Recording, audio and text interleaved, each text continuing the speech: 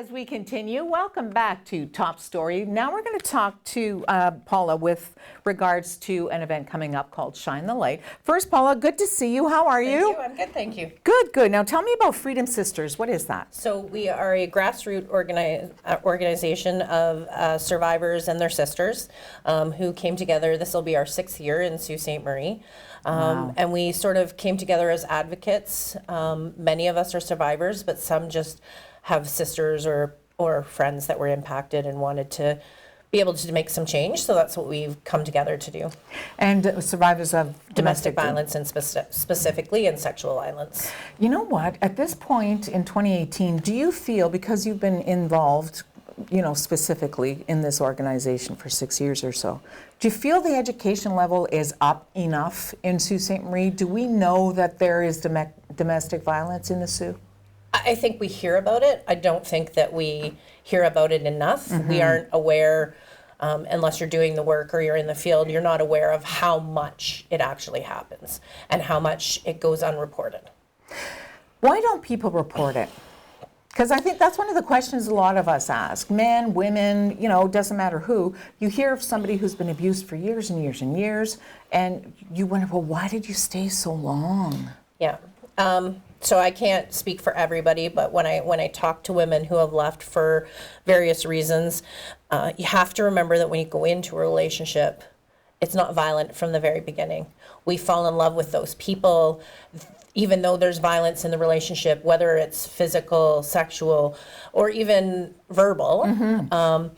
It happens so subtly that over time it just becomes part of the relationship, and by then you're too invested. Leaving becomes a lot more difficult as soon as there's children, or there's financial implications if you leave, and many families these days are in 2-income families, and if one person leaves, that's a big change. And also I've heard from victims in other interviews that I've done, Paula, over the years, that, like you said, you're invested in the relationship, but also you sort of expect that person, because you love them, when they say that they're sorry, you expect that they really are. And Absolutely. Perhaps they are. And I think the other thing that happens is, as they're saying those things and you want to believe them because you love the person, mm-hmm. and people can change, right?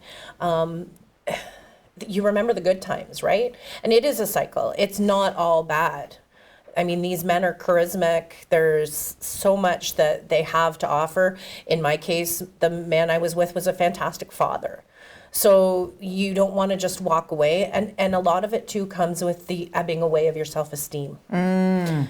So you start to believe you're really not worth it. You're not a good mom. My kids need their dad in their life. All those things that are said to you, even not directly, but implied throughout the relationship. You start to believe those things. So leaving becomes this monumental hill to climb, and it's also the most dangerous time for someone to leave.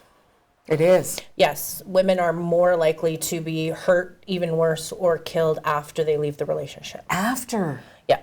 Oh, really? Yeah. Oh, that's so implied scary. Violence happens in the relationship, mm-hmm. but even relationships where there wasn't violence, there becomes stalking, there becomes threats, there becomes... Because she's taken that step. Because she's leaving. Because she's actually standing up for herself. Yeah, absolutely. And many women leave multiple times before they actually can break away completely. And it's all about manipulation. Like you said, it's not a daily, or even if it is, yeah. There are times when he's that guy. Yeah, and it's not even all about violence. It's more about power and control. And different people play the power and control in different ways. Mm-hmm. For some, it's physical violence. For some, it's intimidation. For some, it's emotional. Now, is there ever a moment, and I know that it's difficult to ask a question like this because you can only speak for yourself, is there a moment where you go click?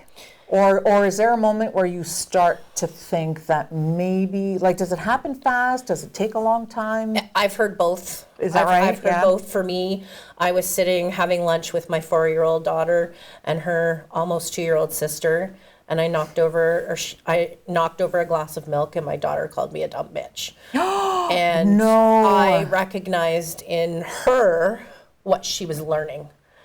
And when I left, it was the realization that if anybody in my daughter's life had treated her the way I was being treated, her father would say, that's enough, right? That breaks my heart. Yeah. That's such a tough thing for a little girl to, and as Yeah. she becomes healthier, she's going to realize what that meant to say that to you. Well, she's 15 now, so she probably doesn't even remember the story. Right. Oh, that just breaks my heart. For me, it was. For me, it was Yeah. that. For other women, it's, if I go back, he's going to kill me. Right.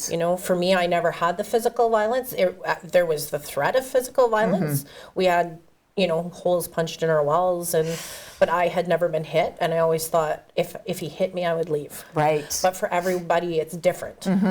Absolutely. So, Boy out of the mouths of babes, right? absolutely. My goodness, good for you. Yeah. Boy, you are a strong woman. Be able to, to hear that and not to think of how it cut you when your daughter said that, but how it meant she was learning Yeah.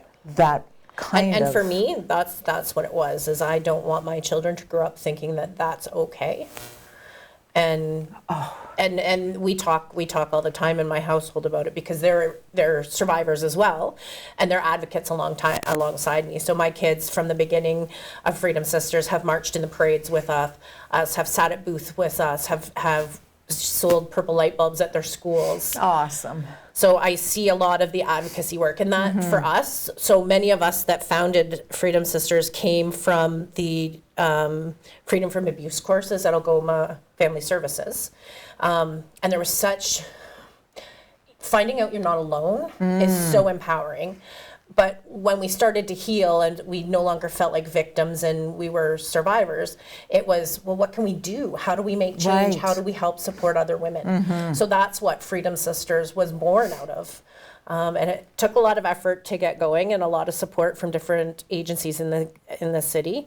Women in Crisis were fantastic, Algoma Family Services, and we actually get some funding from Algoma Council on Domestic Violence to help us with the education. And that's our purpose, is we want to educate other people from the point of a survivor. Now, is that not just like a woman to take a bad situation and turn it around to help other women?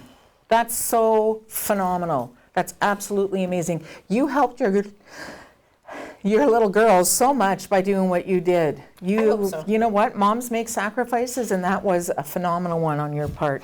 Tell me about Shine the Light. So this is the 5th year we've been promoting the Shine the Light in our community.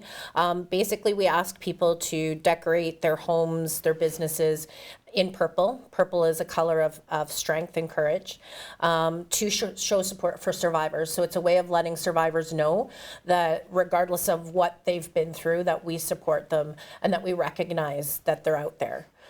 Because being a survivor, basically, right? And it's really still not talked about, right? It's still a family secret. It's still Absolutely. shameful. Yeah. For all parties involved, For everybody. right? Absolutely, definitely. So- So how long should we shine the purple light for? So we ask people to shine the light from the 1st to the 30th of November every year. It's a campaign that was started in London, actually, that we brought to the Sioux because we felt that it met our mandate and really helps to promote education, because when you start seeing the purple lights, maybe people will start thinking more. And our biggest goal is to get away from the numbers. Like, the numbers are there, but to give stories to it. Make it personal. So it is, and it's a personal journey for anybody who experiences it. We're very lucky in Freedom Sisters that we've found a sisterhood in each other. We always are welcoming new people to the table, anybody who wants to do some advocacy work. We meet once a month to sort of plan activities, prepare stuff like Shine the Light. So in terms of getting light bulbs, black lights work best. So Okay. we actually have some. If people want to message us through our Freedom Sisters webpage on Facebook, we can make arrangements to get people purple light bulbs, or you can just go buy a black light from any store Anywhere. that you can find. And put it outside your house and keep it on all day, all night. Yeah, and it's a way of just bringing the topic to the forefront and asking people Absolutely. to talk about it and be aware. Absolutely. So if somebody watching has decided, listening to you and how strong you are, and they want to be part of the Freedom Sisters, do they just give you a call? Do you have a website? So we don't have a website because we're not-for-profit. Right. Actually, we're not even not-for-profit. We're grassroots right now. We're working on our not-for-profit. We do have a Facebook page, Freedom Sisters Sault Ste. Marie. They can join that page. They can private message us through there. We try to advertise our meetings on the Facebook page, but we Right, meet okay. the last Thursday of every month at the John Howard Society at 6 p.m. Okay, awesome. Off the Queen Street entrance. So we welcome any women that want to come and do some advocacy work to either reach out to us or come and speak to us. And there's no judgment? None. None? And we have women of all ages who sit at our table. So it's and women of all education levels and all There's no barriers. socioeconomic. No, There's no boundaries. Everybody can be abused. absolutely. Right. But everybody can also be a survivor and an advocate. Absolutely. You are right. Well, continue to shine your light, particularly, Thank you. Paula. And don't forget, put purple light bulbs in anything that you light up till the end of November and support these amazing, amazing, strong women who are survivors, and they're going to help other people become survivors too. We'll be right back on Top Story.